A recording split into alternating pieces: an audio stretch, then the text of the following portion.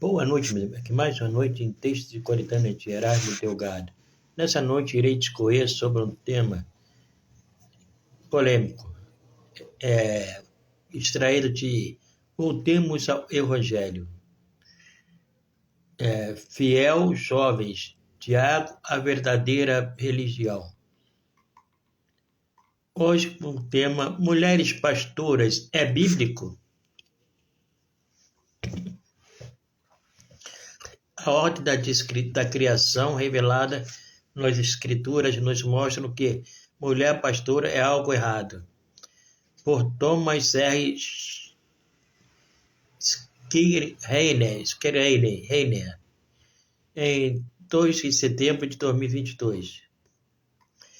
Se alguém me perguntar se as mulheres podem servir no ministério, minha resposta será sempre sim, claro. Todos os crentes são chamados a servir e a ministrar uns aos outros, mas eu responderia de forma diferente se a pergunta fosse feita mais precisamente. Existe alguma função do ministério em que as mulheres não podem servir? Podem mulheres serem pastoras? Eu diria que o Novo Testamento ensina claramente que as mulheres não devem servir como pastoras, que o Novo Testamento também chama de superintendentes ou anciãos, presbíteros. Claro, no Novo Testamento, que os termos pastor, superintendente e presbítero referem-se ao mesmo cargo. Cleópas em Atos 20, versículos 17 e 28. Tito, capítulo 1, versículos 5 e 7. 1 de Pedro 5, versículo 1 e 2. E para o restante desse artigo, vou usar os termos presbítero e pastor, indiferentemente para designar essa função. A proibição de Paulo em 1 Timóteo 2, capítulo 2, versículo 12, o texto fundamental que estabelece que as mulheres não devem servir como presbíteros é em 1 Timóteo, capítulo 2, versículo 11 a 15. Nós lemos no versículo 12, abre aspas, eu não permito que a mulher ensine nem exerça autoridade sobre o homem. Nesta passagem, Paulo proíbe as mulheres de se envolverem em duas atividades que caracterizam o ministério dos presbíteros: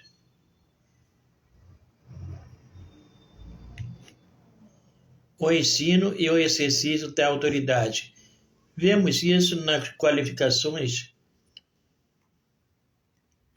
para o cargo, entre outros lugares.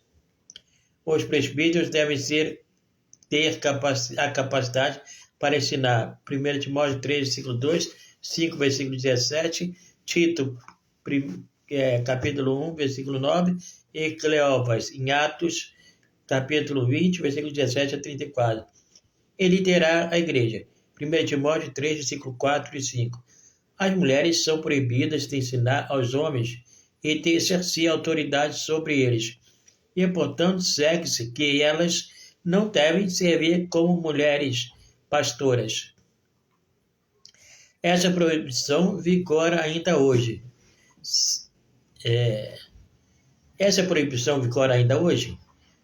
O mandamento de que mulher não ensine a homens ou exerça autoridade sobre eles foi escrito para estar em vigor ainda hoje. Muitos afirmam que Paulo proibiu as mulheres de servirem como pastoras e presbíteras, porque as mulheres nos dias de Paulo eram iletradas e, portanto, elas não tinham a capacidade de ensinar bem aos homens.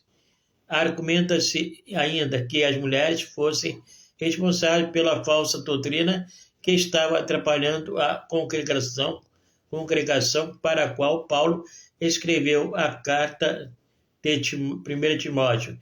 1 Timóteo 1, versículo 3 e 6, versículo 3. De acordo com essa leitura, Paulo apoiaria mulheres pastoras após serem devidamente instruídas a ensinar a sã doutrina. A proibição é fundamentada na criação e não em circunstâncias. Estas tentativas de relativizar a proibição de Paulo devem ser julgadas válidas. Paulo poderia ter facilmente escrito: eu não quero que as mulheres ensinem ou exerçam autoridade sobre os homens, porque elas são ignorantes.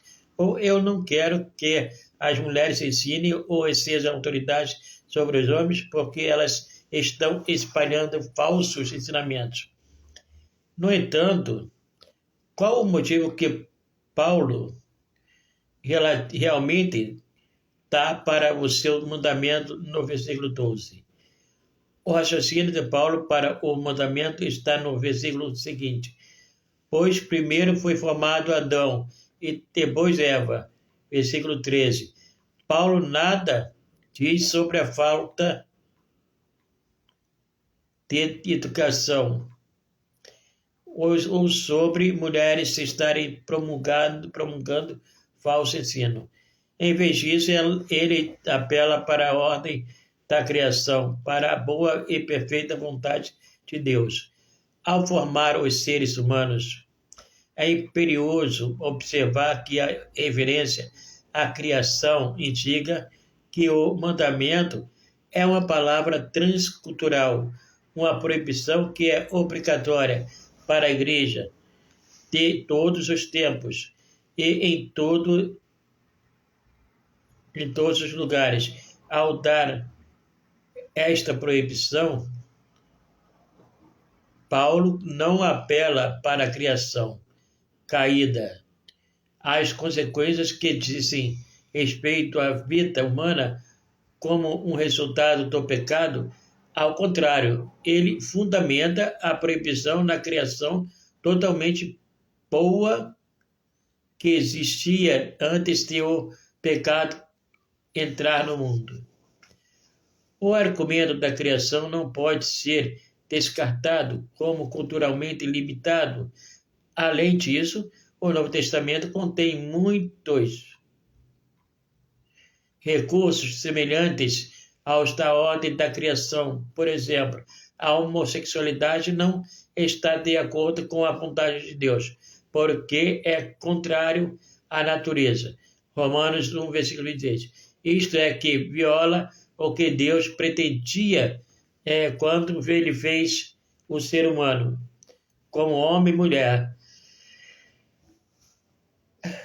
Gênesis 1, capítulo 1, versículo 26 e 27. Da mesma forma, Jesus ensina que o divórcio não é o ideal divino, uma vez que na criação Deus fez um homem e uma mulher, o que significa que um homem deve ser casado com uma mulher, até que a morte nos separe. Mateus 19, versículo 3 a 12. Assim também o alimento deve ser recebido com gratidão, pois é um dom da mão criadora de Deus. 1 Timóteo 4, versículo 3 a 5. Em 1 Timóteo 2, versículo 11 a 15, Paulo especificamente fundamenta sua proibição das mulheres de ensinarem a exercer autoridade na ordem da criação, ou seja, que Adão foi feito primeiro e depois Eva. É Gênesis 2, versículo 4 a 25. A narrativa de Gênesis é cuidadosamente calculada e Paulo, sob a inspiração do Espírito Santo, ajuda-nos a ver o significado de Eva ter sido criada depois de Adão. Críticos ocasionalmente objetam que o argumento não é válido, uma vez que os animais foram criados antes dos seres humanos. Mas eles pedem o ponto de Paulo.